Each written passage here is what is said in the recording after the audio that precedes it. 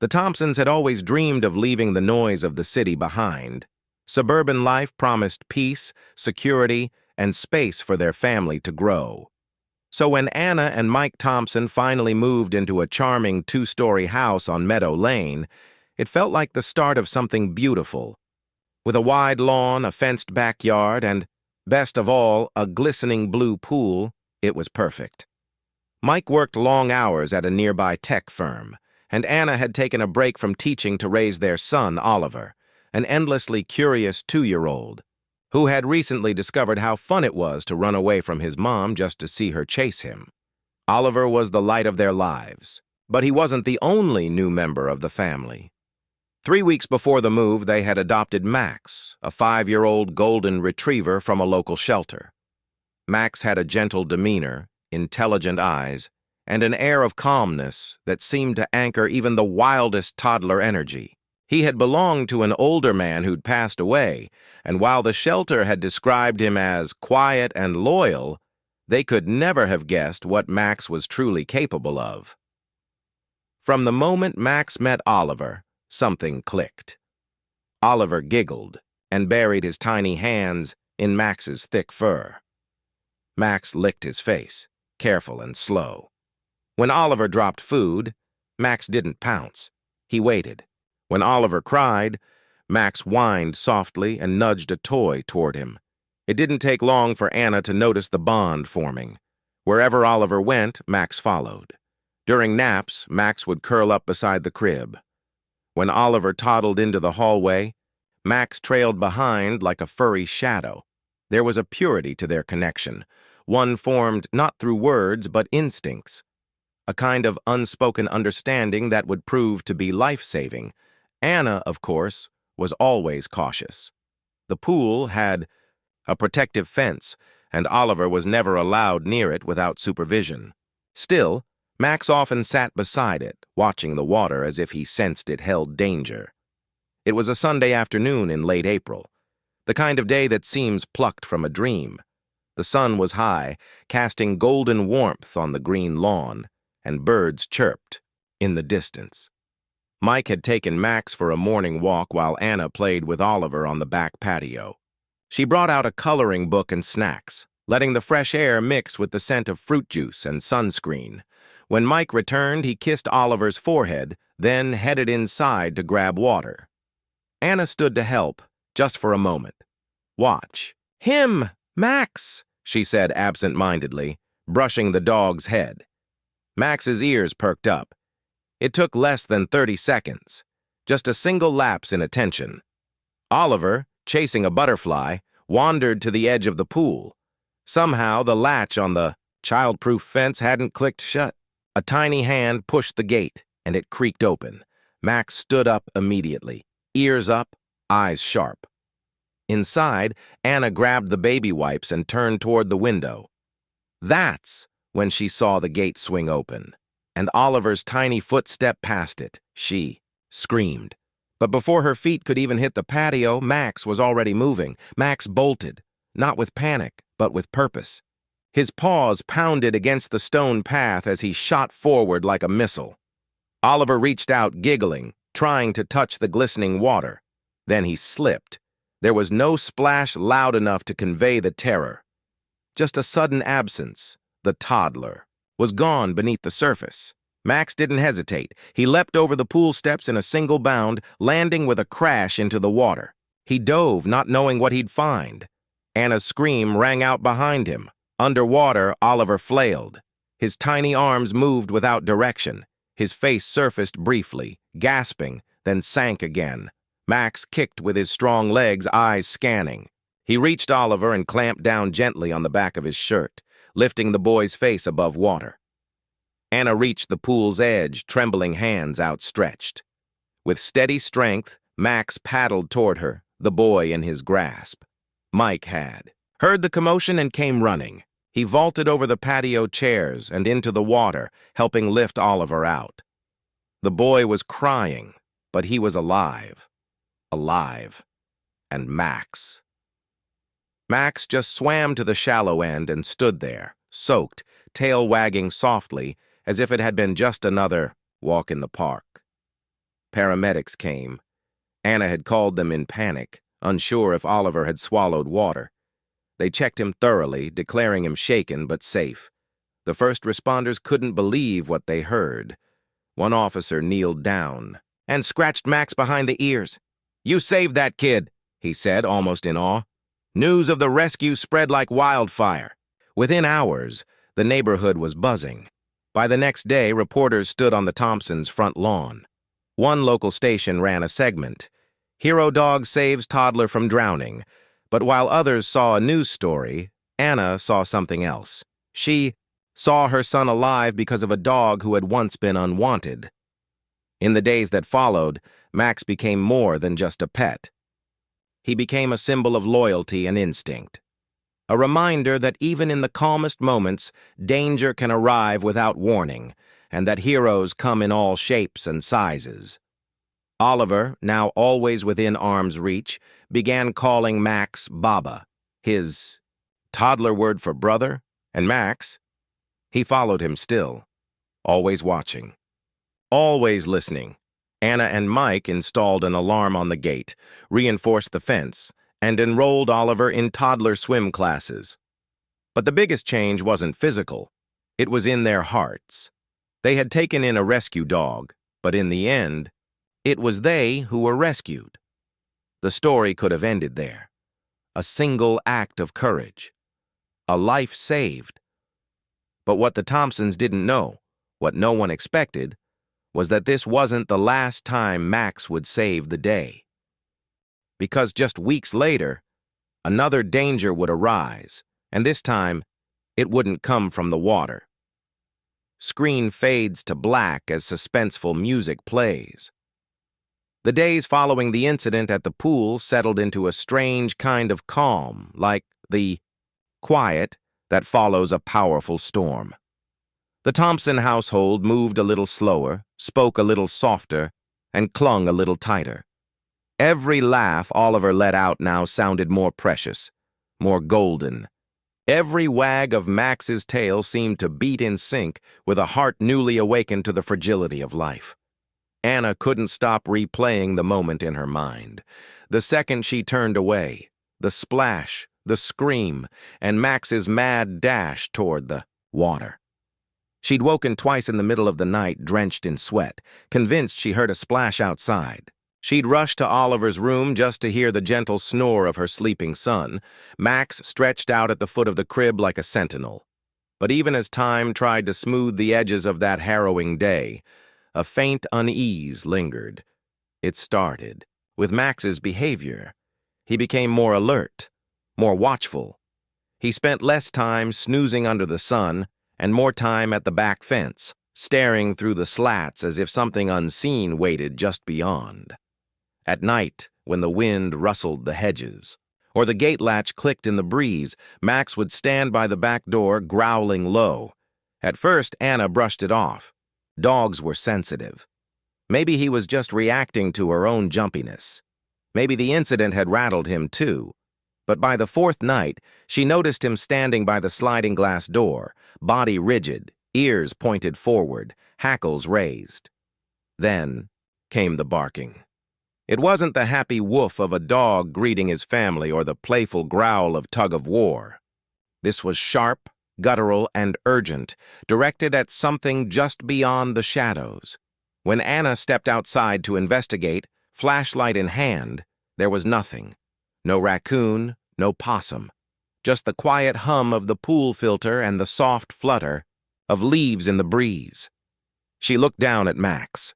His eyes were locked on the back fence, unblinking. "Max," she whispered, brushing her fingers through his thick coat. "What is it, boy?" He didn't look at her. He didn't move. He just kept staring. The next morning, Anna brought it up to Mike over breakfast. "Maybe we should install a camera," she said, trying to sound casual. "Like, just in case. I keep thinking someone's out there." Mike raised an eyebrow as he spooned cereal into Oliver's bowl. "You think someone's trying to get into our yard?" "I don't know. Probably not. It's just, Max keeps acting like there's something out there. And you know how smart he is. He hasn't been wrong before. Mike leaned back, considering. I'll grab a couple trail cams from the hardware store on the way home. That night they mounted one near the back gate and another overlooking the pool area. Nothing happened. Not the next night either. But on the third night, Max started barking again. Same time, around 2:13 a.m. Anna jolted awake and grabbed her phone. She checked the camera feed. Static. She clicked over to the second camera. More static. Come on, she muttered. She threw on a robe, slipped her feet into sandals, and made her way downstairs.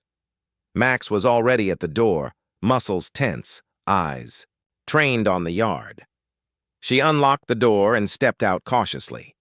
The moon hung high, spilling pale light across the yard. The gate was closed. The pool cover was on. Everything looked normal. Still, her skin prickled. Max didn't follow her. She turned and looked back. He stood at the threshold, unwilling to cross it. Instead, he whined low and stared past her. That's when she heard it, a soft scrape, like metal dragging against wood. She whipped her head toward the sound. Silence. She waited. Nothing. She turned and went back inside, heart racing. The next morning, she checked the camera's storage manually. The recordings were wiped. Every file, from between 2 a.m. and 3 a.m., was gone. She called Mike. That's not just a glitch, she said. Someone deleted them. Mike didn't argue.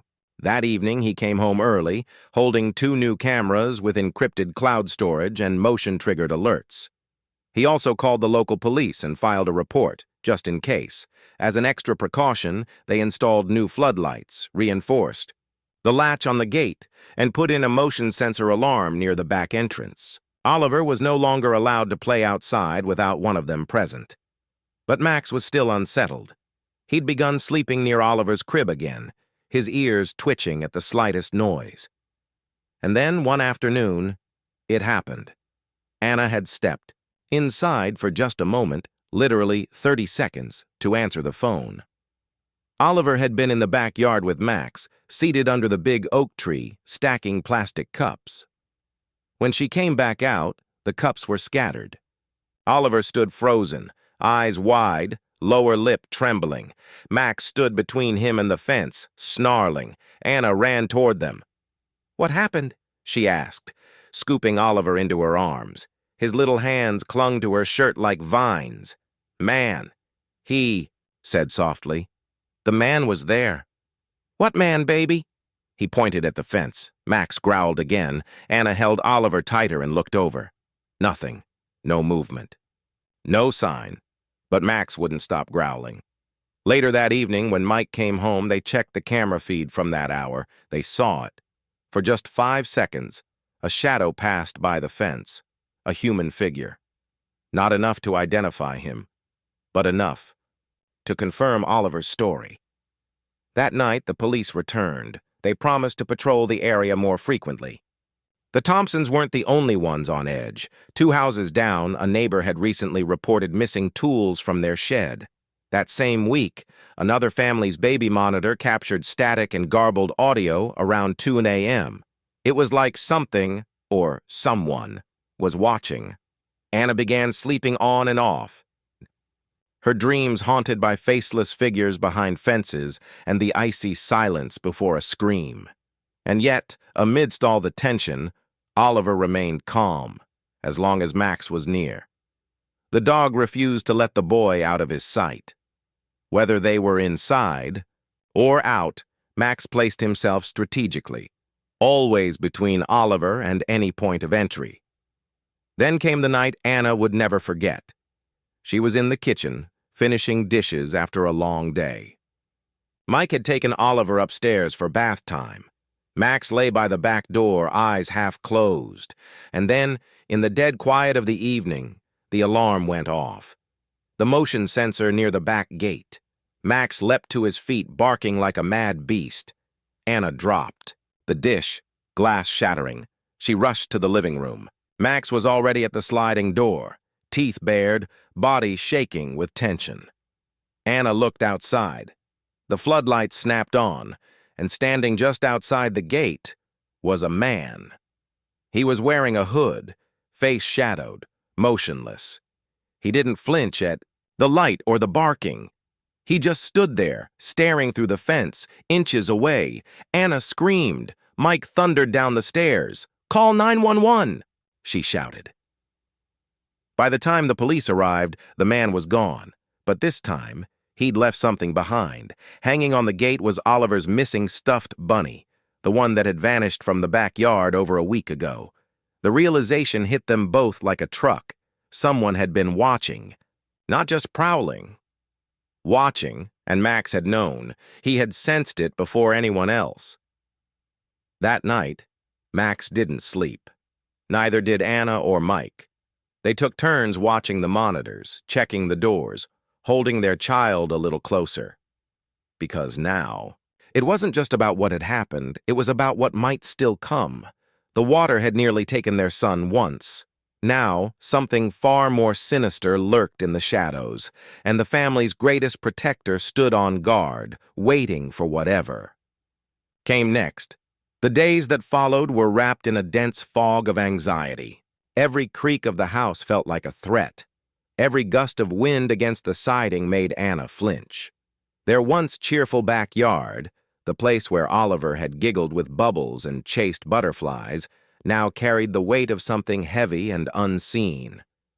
And Max was no longer just a companion. He was a soldier. The German shepherd's every move had a purpose. He paced the perimeter like a security guard, eyes sharp, ears twitching at the slightest sound. At night, he refused to leave his post, at the back door, unless he was checking on Oliver. It was as if he knew the threat had a face. And it was out there. Mike had taken a week off work to install a complete security system, new surveillance cameras, motion-triggered lights, reinforced locks, and even a second alarm panel in the bedroom. They spoke to the neighbors who'd all begun to express their own unease. A few had noticed their dogs barking more at night. Another reported finding muddy footprints outside her kitchen window, but none of it explained why the man had targeted them, why Oliver, why he'd returned the stuffed bunny as if it were some kind of calling card. One afternoon, Officer Claire Devlin stopped by again. She'd taken a particular interest in their case, not just because she was the responding officer that night, but because, as she put it, some things don't feel right. She sat with Anna and Mike at the kitchen table while Oliver napped upstairs and Max lay in the hallway, alert as always. "You said the man didn't run when the lights came on?" Claire asked, flipping through her notepad. "No," Anna said, her voice tight. "He just stood there, watching." "And the stuffed animal, he left that after?" Mike nodded. "He either dropped it on purpose or left it as a message." Claire frowned. "It's the message part that's bothering me." Anna reached across the table and placed a small photo on the wood. It was a screenshot from the security footage, grainy, shadowy, but clear enough to show the outline of the man behind the fence. He was tall, lean, hooded. Claire stared at it for a long moment. "We've got someone on staff enhancing the footage. If we can pull a clearer shot of his face or shoes, anything identifiable, it might help." Then she looked over at Max. "You said your dog pulled Oliver from the pool, right?" Anna nodded, lips trembling. Claire shook her head in awe. "That dog is a hero." Max didn't move, but his ears perked slightly, as if he recognized the tone. After Claire left, Anna sat on the floor with Max and wrapped her arms around his neck.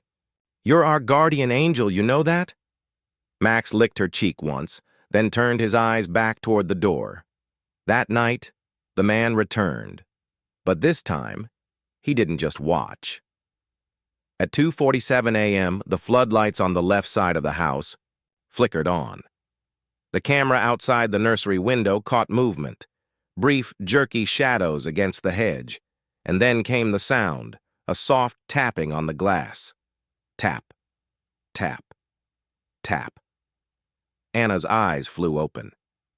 Her maternal instinct pulled her from sleep before the fear even reached her. She ran down the hall, heart hammering.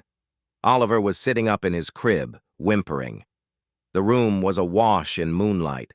Nothing looked out of place, until she noticed the curtains fluttering. The window was cracked open. She hadn't opened it. "Mike!" she screamed. He came barreling in seconds later. Max had already launched himself from the downstairs den and was leaping the steps 3 at a time. Anna rushed to the window and slammed it shut. Her hands trembled. Max's nose was pressed against the glass, snarling. Mike yanked the nursery door shut and punched in the alarm code. Outside, the camera light began to flicker wildly. When they checked the feed, it was corrupted, flickering static and warped footage. But in one half-second frame, paused at just the right millisecond, a pale hand could be seen at the window frame. Reaching. The police arrived, but again, the man had vanished. No fingerprints, no tracks.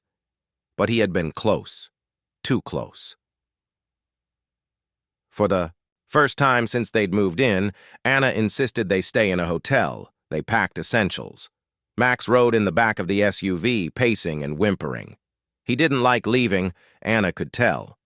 He felt like he was abandoning his post. But Anna couldn't take another night. In the hotel, sleep came in short, shallow bursts. Mike snored quietly on the other bed. Oliver was nestled in his travel crib near the wall. Max had planted himself near the door and hadn't moved for hours. At 3:10 a.m., Anna stirred, not because of a sound, but because of a feeling. Something was wrong. She sat up. The room was dim, but her eyes adjusted quickly. Then she saw Max. He was standing now, fur raised, teeth bared, staring at the hotel room door. A second later, knock, knock, knock. 3 soft knocks. Mike shot upright. Anna clutched the blanket. Max growled a low, lethal sound. Mike whispered, "Stay with Oliver." He crept toward the door, checking the peephole. No one. He opened it a crack, just enough to peek. The hallway was empty. But just beyond the threshold lay a photograph. It was an old Polaroid, a shot of the Thompsons' backyard. Dated a week ago. Taken from just outside the pool fence. Whoever this man was, he had followed them. He knew where they were. He had watched from the shadows, not just once, not twice, but for weeks. Mike turned, face pale, and showed the photo to Anna. "I think he's obsessed," he whispered. She sat down, clutching Oliver close. Max whimpered. Even the dog seemed shaken. That morning, they returned home with a police escort. Forensics collected the photo, ran prints, but nothing came up in the system. The case was upgraded. The threat was now considered a known stalker with intent to abduct. And the worst part? They still didn't know why. Why Oliver? Why them? Later that afternoon, Anna sat on the porch, cradling a warm mug of tea. Max lay beside her, resting his head on her foot. "You saved him," she whispered, more to herself. "Then the dog. You knew something was wrong before any of us did." Max's ears twitched. Anna looked down at him. "You saw him, didn't you? That day by the pool?" Max lifted his head slightly, eyes narrowing as if confirming it. "You were warning us." The dog's tail thudded softly against the porch. Anna reached for her phone and pulled up the pool footage from the day Oliver fell in. She watched again. The splash, her panic, Max's charge. But this time, she paused it at the exact second, before Oliver slipped through the gate. She looked closely. In the far left corner of the frame, mostly hidden by shadow, was something else. A blur. A sliver of movement. A hand reaching toward the gate latch. Her stomach dropped. It wasn't an accident. Oliver hadn't wandered through the gate. Someone had opened it for him. Max hadn't just saved her son from drowning, he'd saved him from being taken, and now that same person was still out there, watching, waiting, and the only thing standing between that man and her son was Max, the morning after discovering the Polaroid, Anna could barely move. Her limbs felt like stone, and her chest was tight with fear. Even with the sun pouring in through the windows and police stationed across the street, she couldn't shake the sense that their home had become a trap. Only Max kept her grounded. The loyal German shepherd never strayed from her side. He watched every door, every window, every inch of their property like it was sacred ground. And in a way it was, because within those walls was Oliver, and Max had clearly made it his life's mission to protect the toddler at any cost. Mike was more pragmatic. He was already researching private security companies, installing motion detectors in every blind spot, and looking into 24-hour surveillance services. But no technology matched the instincts of Max. Anna reviewed the pool, footage again and again. She couldn't stop. The frame of that hand, pale, bony, reaching for the gate, was burned into her memory. It had been deliberate, purposeful. That man had tried to lure Oliver into the water. He was stalking them, and he hadn't given up. The police had officially deemed their case a priority, escalating it to detectives with backgrounds in stalking and abduction. Officer Claire Devlin returned, this time with a specialist from the State Division. His name was Detective Ellis Grant, a tall, lean man with a calm demeanor and eyes that missed nothing. He sat across from Anna at the dining room table, speaking, in measured tones. "You said the man left a photograph at the hotel door," Ellis said, holding the evidence in gloved hands. "It was taken from your backyard?" Anna nodded. "Right behind the pool. Look at the timestamp. It's dated 5 days before the drowning incident." Ellis tapped the photo gently. "This wasn't a warning. It was a signature. Whoever this is, he wants you to know he's been close." Mike paced the living room behind them, arms crossed tightly. "So what do we do? Wait for him to make another move?" "No," Ellis said firmly. "We hunt him." He turned to Max, who was sitting attentively at Anna's feet. "This dog is more than a hero. He's our best lead." Anna blinked. "What do you mean?" "Dogs like him have memory-based tracking instincts. Smells, locations, patterns. If we can find something, anything this guy touched recently, Max might be able to follow it." Anna hesitated, then stood up and walked to a drawer in the kitchen. She pulled out a clear Ziploc bag. Inside it was the crumpled stuffed bunny, the one Oliver had dropped and the man had returned.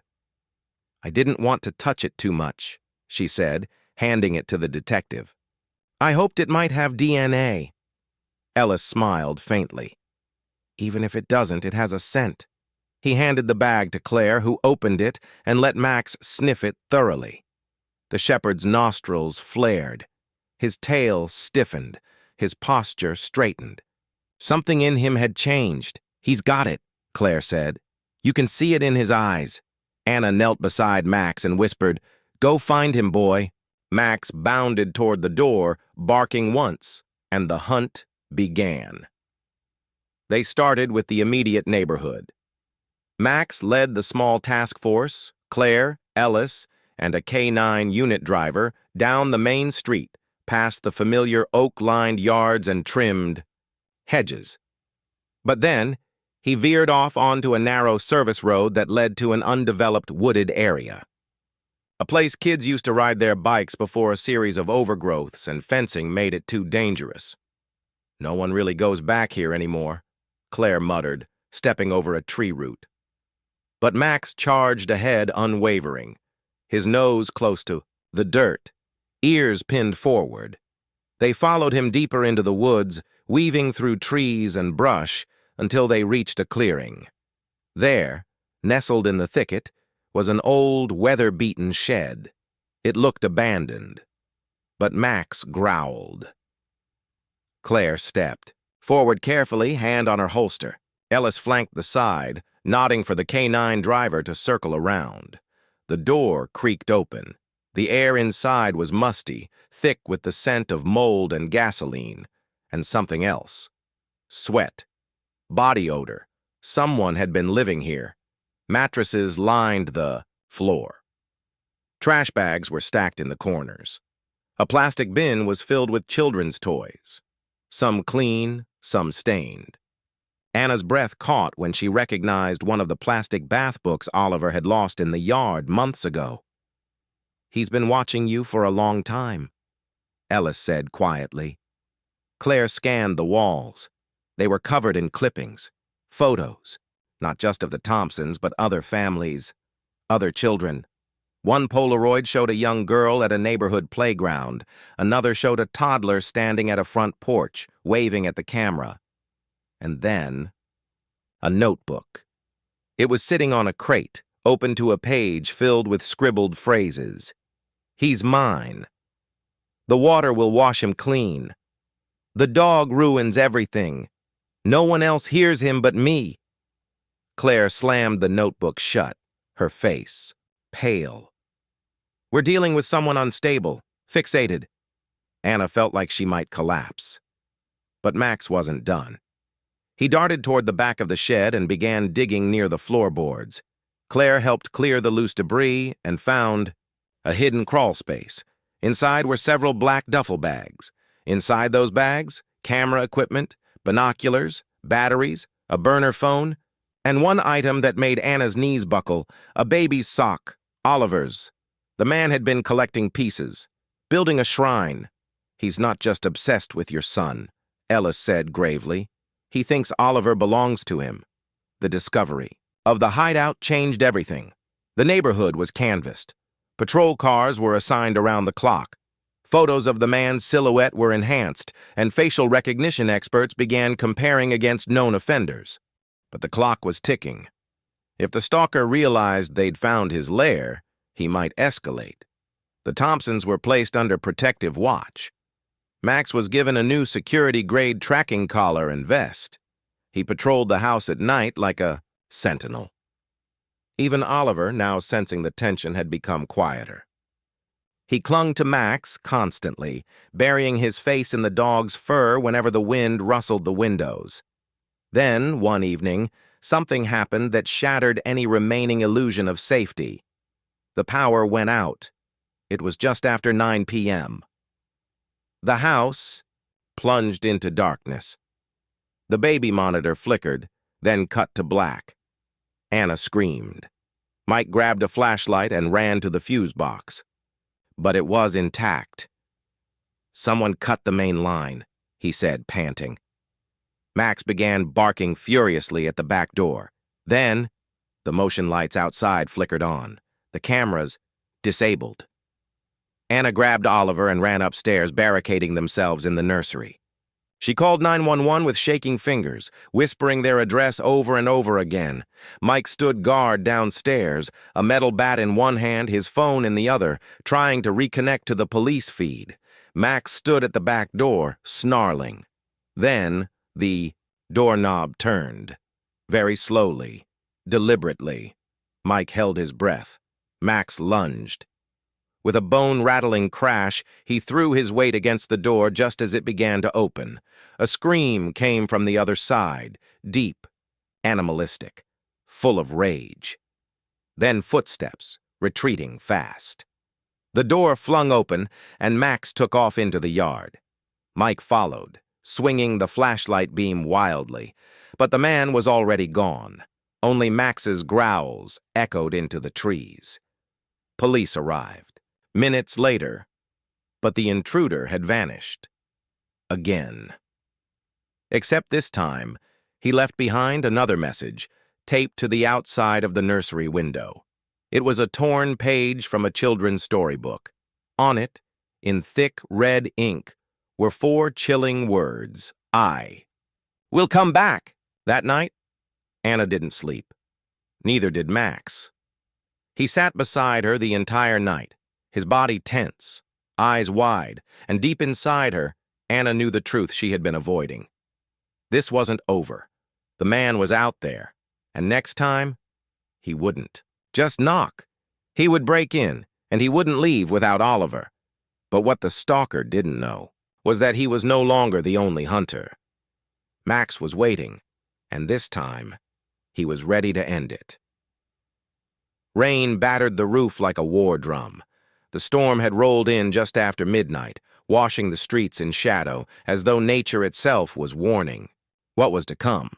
Trees bowed in the wind, and thunder cracked across the sky like the growl of something monstrous in the dark.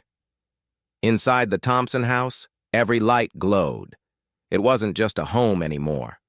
It was a fortress. Floodlights swept the perimeter. Motion sensors had been doubled. Reinforced locks installed on every door and window. A dedicated security team sat in a surveillance van down the block, watching real-time feeds from 12 mounted cameras. Officer Claire Devlin had parked her squad car in the driveway, refusing to leave the family alone. Detective Ellis Grant worked nearby from a mobile command unit, but the Thompsons knew what they all knew. These were walls made of paper if the man who had haunted them decided to strike again. They weren't dealing with just a stalker. They were dealing with a predator, and predators were most dangerous when wounded. Anna hadn't slept in days. She stayed in Oliver's room, curled up on a beanbag beside his crib, one hand on Max's back and the other gripping a flashlight. Oliver stirred occasionally in his sleep, but always reached out for Max's fur to settle. The dog hadn't left his side, not once. He slept only in short bursts, waking with every groan of the wind, every creak of the old floorboards. His body was taut with anticipation, eyes gleaming with quiet fury. Mike, exhausted but determined, had become a shadow moving from room to room. He didn't speak much anymore. He had the look of a man preparing for war. At 2:13 a.m., the power flickered. Every muscle in Anna's body tensed. "Not again," she whispered. But this time, the backup generator kicked in instantly, restoring light within seconds. "Good boy, Mike," she muttered, grateful for his foresight. She turned to Max. "It's okay. We're okay." But Max was already on his feet, his ears perked, his eyes fixed on the window. He growled, low, guttural, ancient. Then the security alarm screamed. Anna jumped up. Mike came running, bat in hand. Claire's voice crackled through the emergency intercom. "We've got movement in the backyard. Everyone stay inside." The video feed in the living room lit up. A grainy figure moved through the trees, sprinting, between shadows fast and deliberate. It was him. He was back. Claire took off running through the rain, flashlight sweeping. Ellis called for backup and ordered the security team to lock all perimeter gates. But the man wasn't trying to escape. He was trying to get in. Anna slammed Oliver's door shut, barricading it with the dresser. "Call the cops again," she shouted at Mike. "They're already here." He yelled back. Max stood at the window, tail rigid, chest puffed, barking with the ferocity of a lion, and then glass shattered. Downstairs, the back window. The man was inside. The dog turned and bolted. Mike grabbed a kitchen knife and followed. Heart pounding in his chest, Anna held Oliver close, whispering over and over, "You're safe. You're safe. You're safe." But every light flickered again. This time, the backup system didn't save them. Total blackout. Thunder roared. Max growled in the dark. And then, footsteps. Up the stairs. Mike reached the landing just as the silhouette emerged. Soaked from head to toe, the man looked like a ghoul. His face was obscured by a hood, but his posture was unmistakable. Crouched like a wolf, fingers twitching, eyes locked on Oliver's room. He didn't see Mike. He only saw the door, but Max saw him. The dog leapt with a growl that rattled the walls. The man screamed, tumbling back, hitting the railing. The knife in his hand clattered to the floor. Mike surged forward, grabbing the weapon, but the man was quick. He pulled something from his coat, a taser, and fired. Mike went down hard. Max roared and lunged again, jaws snapping inches from the man's throat. This time he connected. His teeth locked onto the attacker's arm. Blood sprayed, but the man was strong, too strong, and he kicked Max hard in the ribs. The dog yelped, staggering back. The man burst through the nursery door. Anna screamed.